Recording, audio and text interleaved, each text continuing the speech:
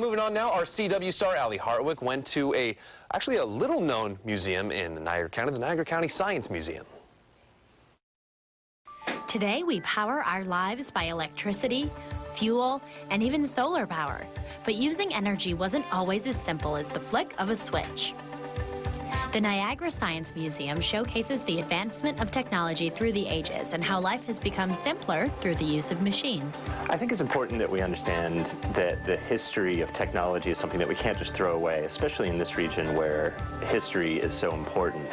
From electricity to steam power, laser technology, and more, the museum shows visitors how elements of our day-to-day used to be done.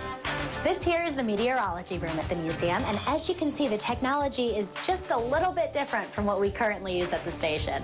And while many of these technologies have since been replaced with digital forms, it's important to see where it all began. Before the iPod and MP3s, sound was recorded on phonographs like these at the museum, and then transmitted through radio waves. We can also see how light technology began and relate to how we use it now in television, light bulbs, even medical procedures.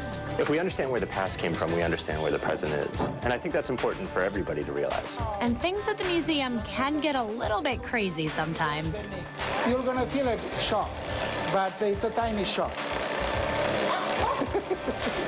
If the kids, even 1 in 10, ask, oh, this is so cool, we're happy.